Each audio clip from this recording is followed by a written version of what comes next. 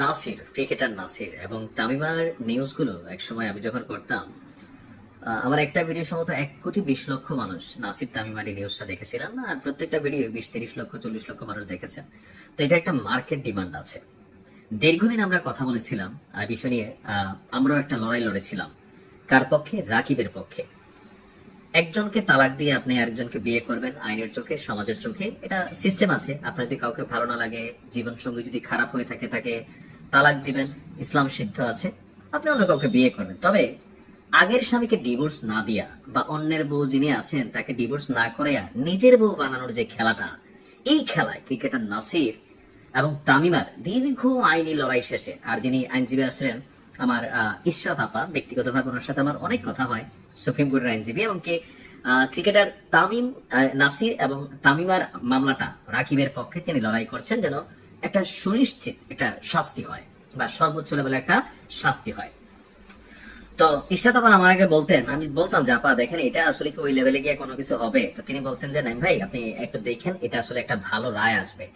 তো সেই দিনক্ষণ শেষে আইনিভাবে বিচ্ছেদের আগেই নতুন করে বিয়ে করার অভিযোগে ক্রিকেটার নাসির হোসেন এবং তার স্ত্রী তামিমা সুলতানার বিরুদ্ধে যে মামলা হয়েছিল, সেই মামলা যিনি আইনজীবী ইশরাত আপা, তার বক্তব্য হচ্ছে যে বাংলাদেশ আইনের দণ্ডবিধির 497 ধারা অনুযায়ী যদি কোনো ব্যক্তি অন্যের স্ত্রীর সঙ্গে সেই নারীর সম্মতি সাপেক্ষে সম্পর্ক স্থাপন করেন তবে তা হবে ব্যভিচার, এর শাস্তি সর্বোচ্চ 5 বছরের কারাদণ্ড।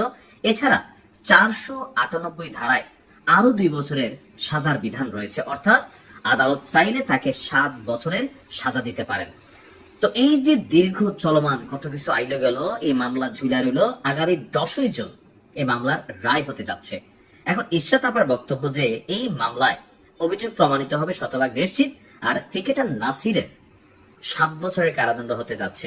এর পাশাপাশি একই দণ্ডে দণ্ডিত হতে পারে তার স্ত্রী তামিমা সুলতানাও। এখন রায় জজ সাহেব 10 তারিখ কি দিবে আমরা কি আগে থেকে জানি না, তবে যিনি এই মামলার আইনজীবী, তো ইশরাত, তার বক্তব্যটা আজকে গণমাধ্যমে আমি দেখলাম যে গত 6 মে এটা নিয়ে একটা শুনানি হয়েছিল। বাংলাদেশে তো অনেক ইস্যুর এই বিষয়গুলো হয়তো এতটা আলোচিত না। তো আপনার আগামী 10ই জুন যে রায়টা হবে এই তারিখটা ঠিক করেছেন ঢাকা চিফ মেট্রোপলিটন ম্যাজিস্ট্রেট আদালতের যিনি বিচারক আছেন। তো শুনানিতে নাসির তামিমার সর্বোচ্চ শাস্তি প্রার্থনা করেছেন আইনজীবী এবং বাদীপক্ষ। অন্যদিকে নাসির তামিমার যে আইনজীবী তারা নিজেদেরকে নিরপরাধ দাবি করেছেন। তো এখন আইনজীবী ইশরাতের যার বক্তব্য যে না, এখন এই মুহূর্তে তার এই রায়টা হওয়ার সম্ভাবনাই সবচেয়ে বেশি। তবে রায় 10 জন আমাদের সম্মানিত যিনি বিচারক আছেন তিনি দিবেন। 2021 সালের 30 সেপ্টেম্বর যে মামলা হয়েছে, গত 5 বছর আমরা এটা নিয়ে একের পর এক ধারাবাহিক আপডেট দিয়েছি।